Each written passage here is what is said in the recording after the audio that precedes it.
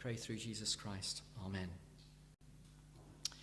Now, my talk this evening is going to be a little bit unusual because I'm going to spend the first part of the talk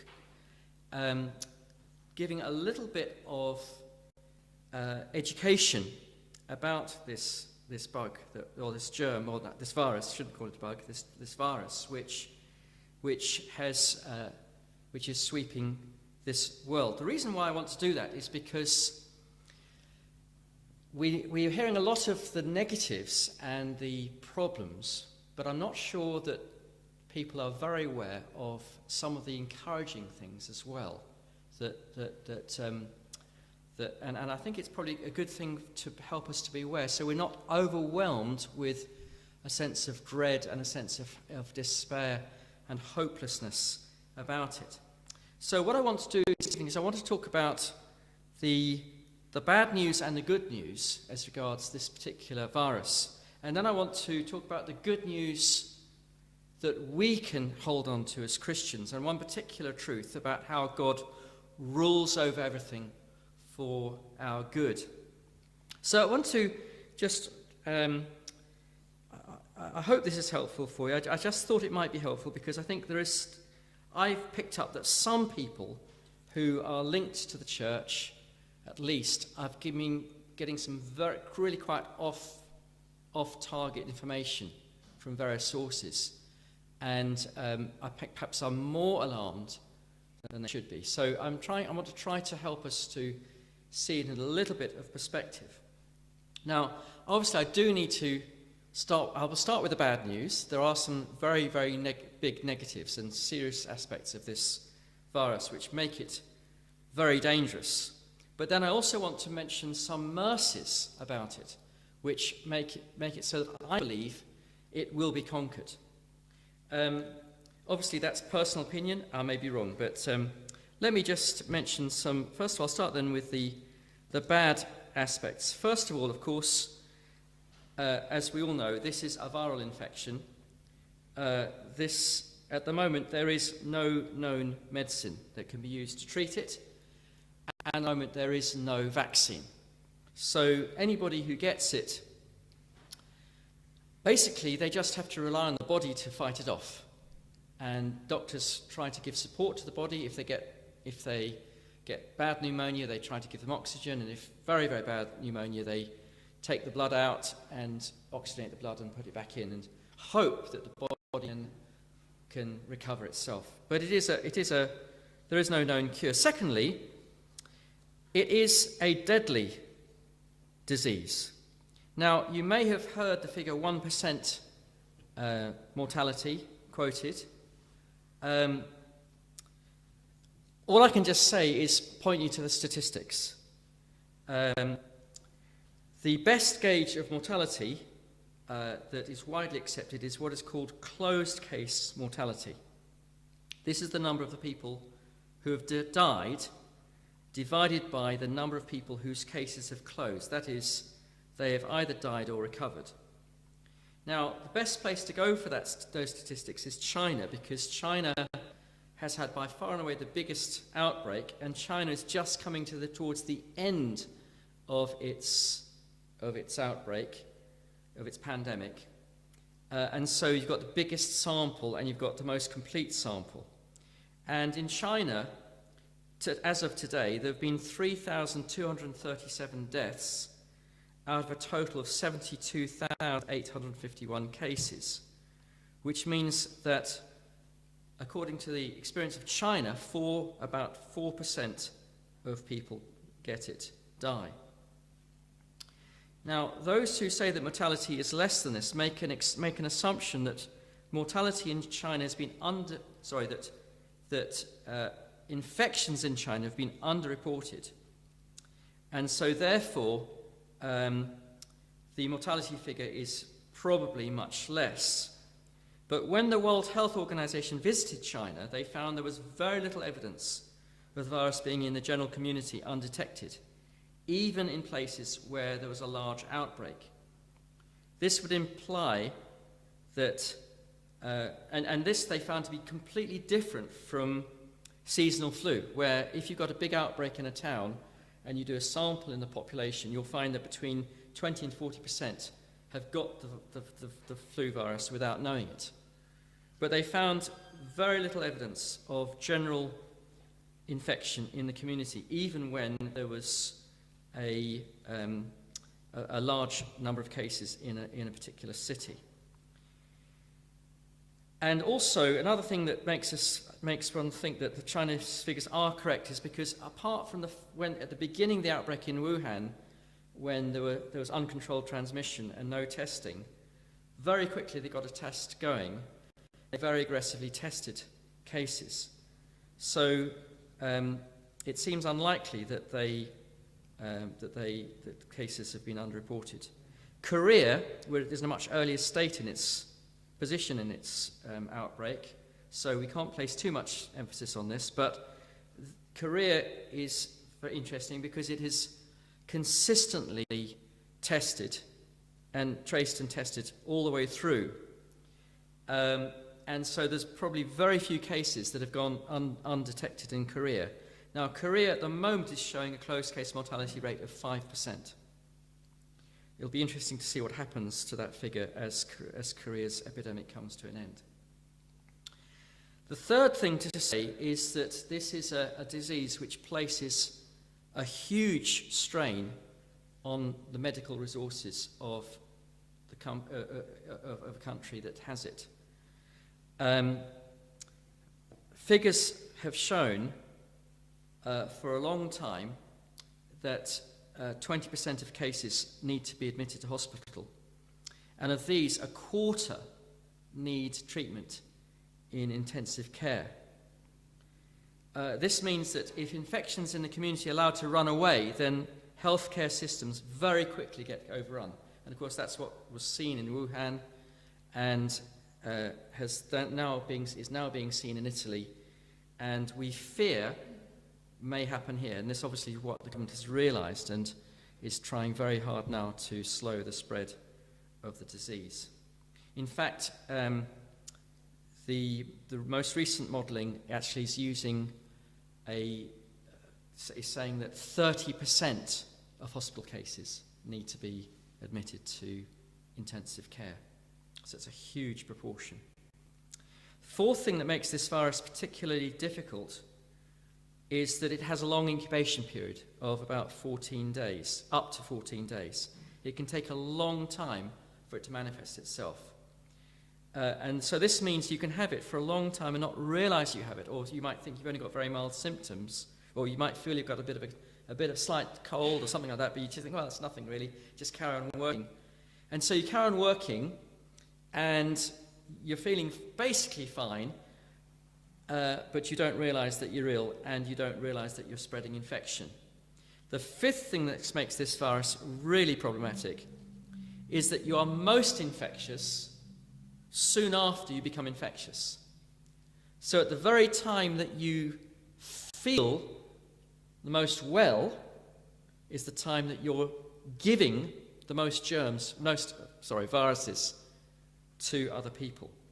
A study in Germany has found that the first few, it's called shedding of the virus, and this study in Germany, studying cases there, found that it's in the first few days after becoming infected that most viruses are shed.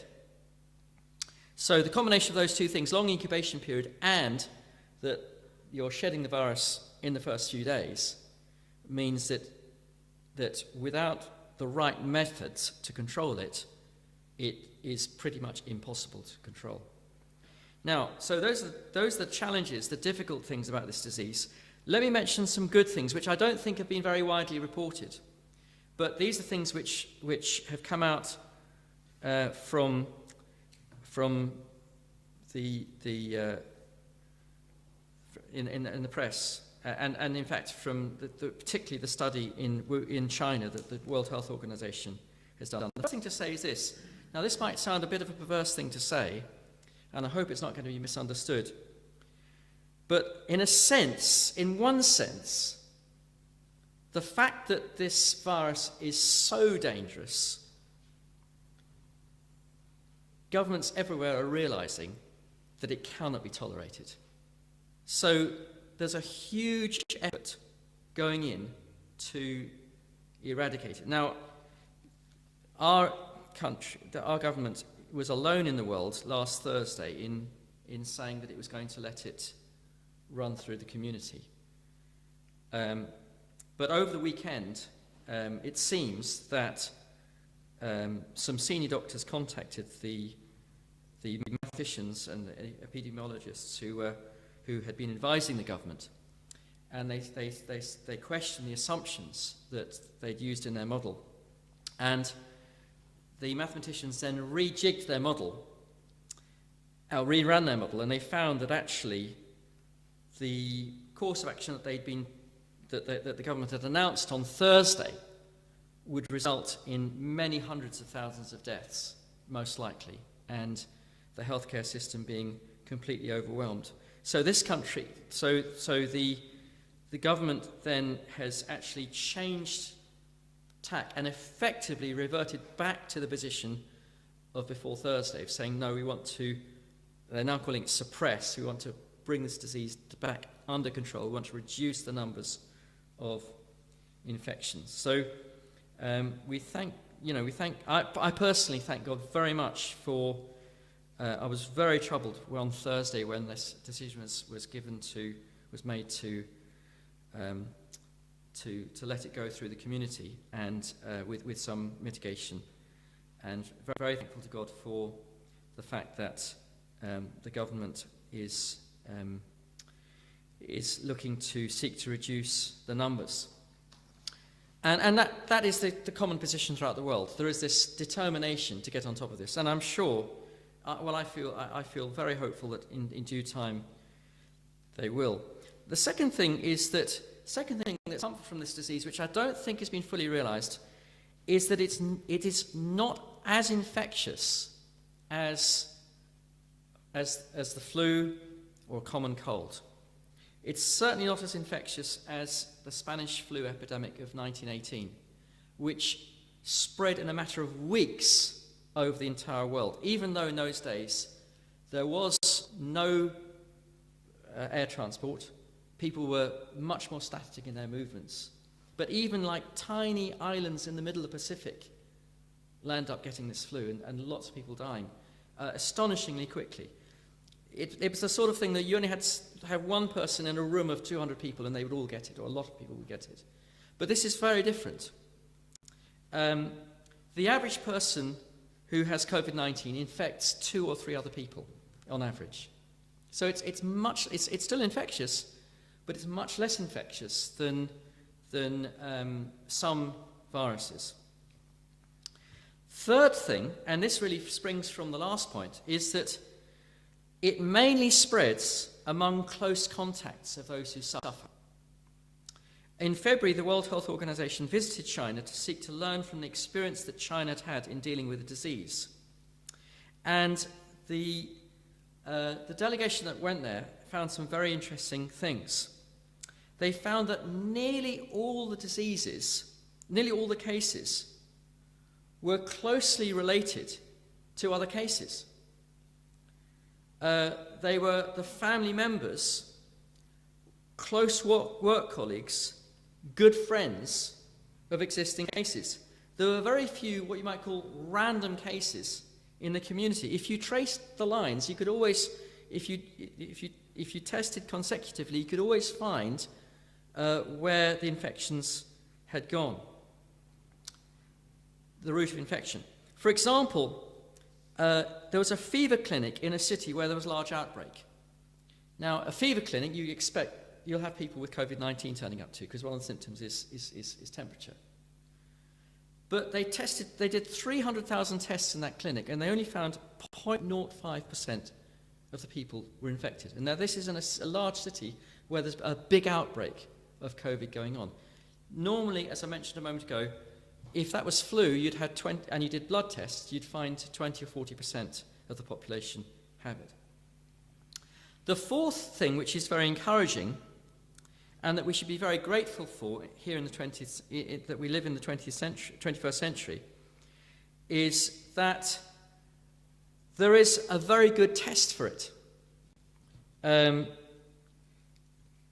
Because of the advances in genetics that we've had, now, unlike in 1918, there is a very specific test which matches the specific genetic makeup of this disease, and it tests for this disease and only this disease. So with this disease, people with this who are infectious can be detected. Without this test, we would have to wait for someone to get ill to find out if you had the disease. By which, because you get ill quite late on in the incubation period, but you're infectious at the beginning, you would have gone on to infect lots of people. But with the test, if you use it in the right way, then you can find out who is ill, and you can move those who are ill out of harm's way, and you can also give tailored care to those who are ill. The fifth thing, which I would say, and this I know might be controversial, but I would say that the evidence says that this disease can be contained. When the World Health Organization visited China, they were very struck to find out the method that the Chinese government had used. When we think of Wuhan, we tend to think about the lockdown and the loss of mobility. But what the visitors at the World Health Organization said is that while these measures may have helped, indeed were necessary in the first few weeks of the outbreak, because the outbreak had got out of control, what enabled the outbreak to be contained was three simple measures. One, immediately tracing the close contacts of confirmed cases. Two, proactively testing these cases, even if they do not seem to be ill, as soon as they've been found. And three, isolating those cases so that they cannot infect others. And what they found was that it was through the application of that simple threefold rule, doing that very quickly, sometimes within a day, or most of the time within a day, then the number of live cases started to decline. And as of today, there are just 8,043 live cases in China, down from a peak of 58,016 just over a month ago. Now, people have been saying, this is all temporary. Once China gets back to work again, the cases will soar. But China has been back to work now for several weeks, and the number of new cases has remained stubbornly below 100 per day for nearly 2 weeks now. And I think the figure today was something like 13. Now, the beauty of this method is that it is easily transposable to other countries and other situations. You do not need to have a dictatorship for it to work. Because who wants family and friends to be ill and possibly die? Of course, people will be very glad to tell you who their family and friends are, and of course the family and friends will be very glad to be tested. And this method has been used with considerable success in South Korea, Taiwan, and Singapore. And these are democracies. Most of them have been able to contain the disease without having to have large-scale lockdowns. And the sixth thing to say is that this disease is susceptible to vaccination. Not immediately, but it is reckoned that in about 18 months or less, there will be a vaccine widely available. So I think we can reasonably be confident that this disease will be brought under control. Some countries will take longer than others to find the right method of doing so. But as the list of countries that are successfully containing it grows, and as those who've contained it keep it under control, others, I'm sure, will follow. Now, that's a personal view. I know not everybody would necessarily agree with that. But I do believe that we have confidence, we have reason to be hopeful for the medium to long term.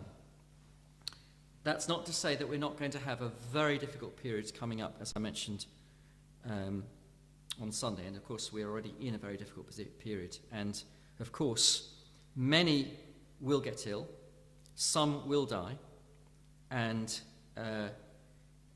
it is going to be a very difficult period economically for many as well. But I just wanted to try to help us to see it in a bit of a longer and bigger perspective. Now, so that was what I wanted to say on that. Now, I want to now come to bring you a verse for tonight. And the verse is from our reading, Genesis chapter 50 and verse 21. Verse 20 from our reading this evening. And Joseph said to his brothers, "Don't be afraid. Am I in the place of God? You intended to harm me, but God intended it for good, to accomplish what is now being done, the saving of many lives." Just to give you the background for this story, these words, I'm sure that many of you will know the story of Joseph, how he was terribly mistreated by his brothers. He had prophesied that his brothers would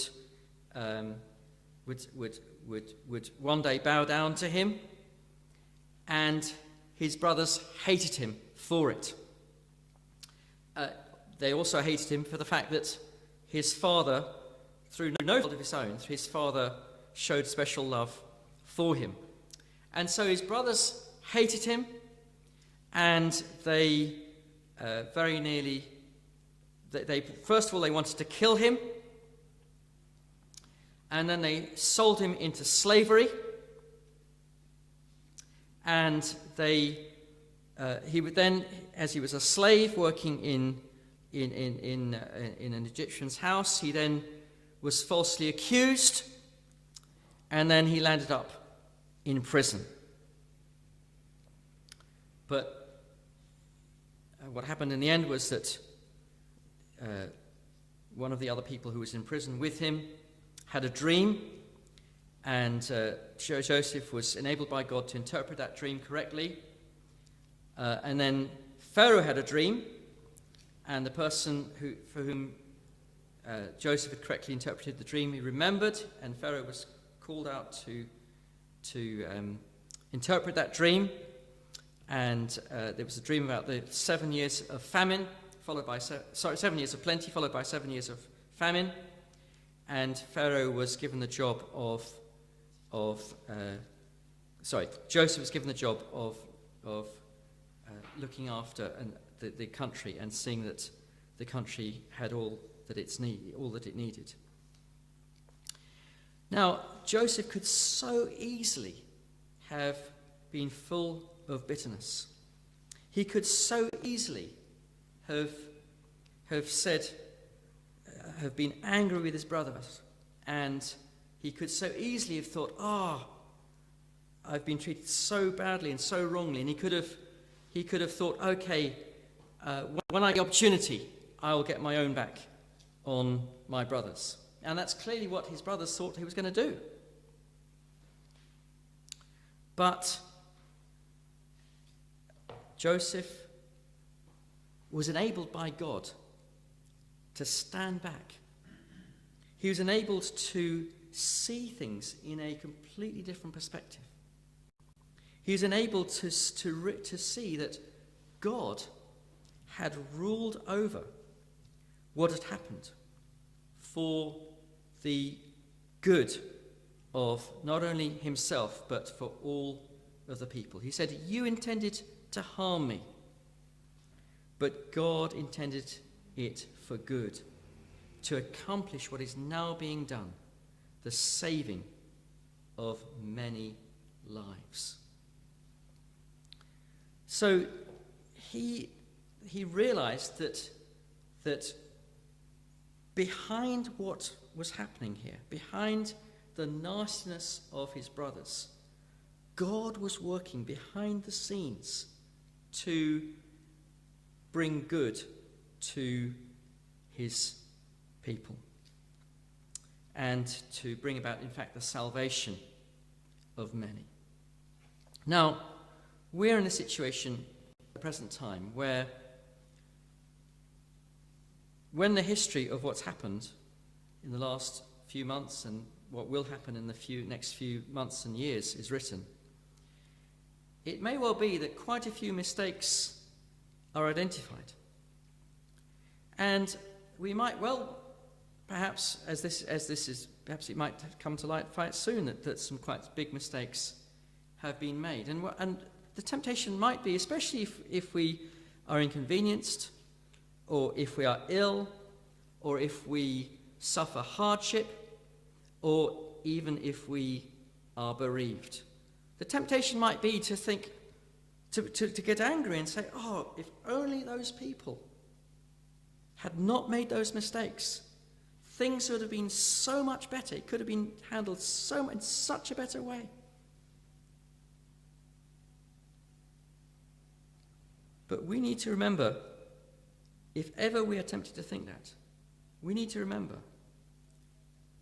how Joseph dealt with the difficult things that had happened to him. He said to his brothers, "You intended to harm me, but God intended it for good, to accomplish what is now being done, the saving of many peoples." Now, I know that all those who've been trying to handle this very difficult matter with this disease have all intended well. There's no question about that. All intended well, even if some may have made some mistakes. The thing is to remember that whatever has happened and whatever might happen in the future, God is ruling over these things for good, for the good of those who love him and have been called according to his purpose. Now, we don't know yet what good may be. We don't know what good is going to come from this terrible calamity which has come upon the world. For some of us who are believers, it may well be that we will die and we will have the benefit of going to be with the Lord. For others of us, it may be that we will suffer, and we will learn through that suffering to love the Lord more and to be patient.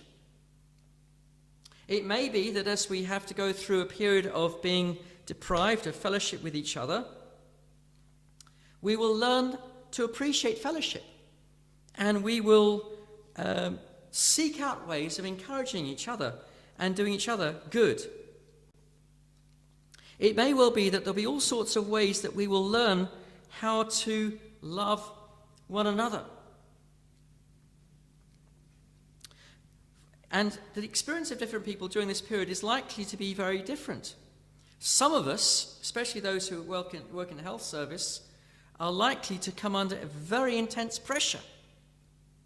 And during that period, we'll have the benefit of learning to lean on God.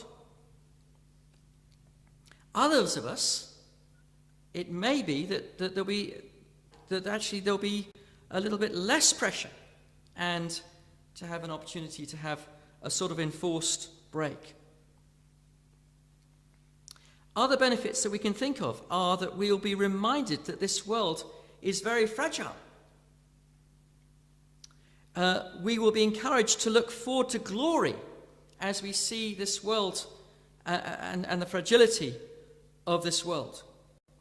And who's to know that God might give opportunities to share the gospel? Who's to know that God might, through this time, cause people to turn to him as people see systems crashing down, and as they might perhaps see their own lives in danger? Who's to know how God might use this? So let us try to hold on to that perspective that Joseph had.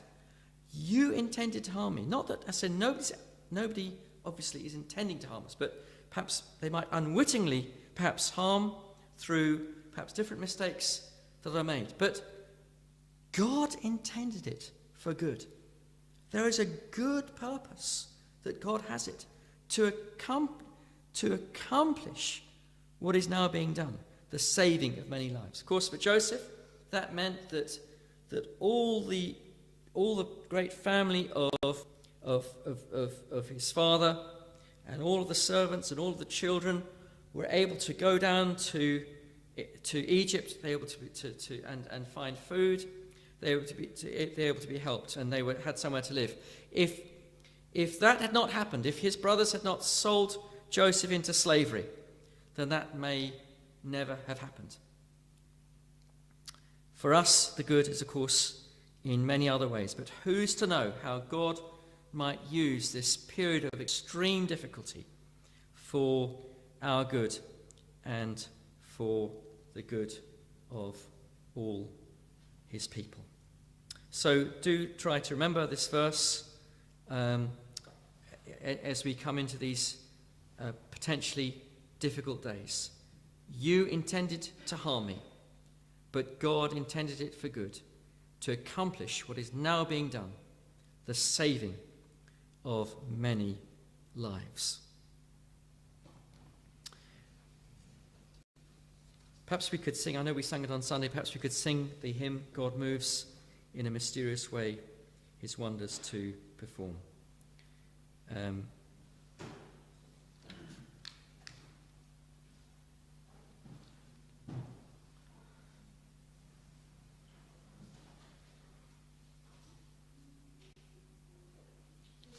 Thank you, 256.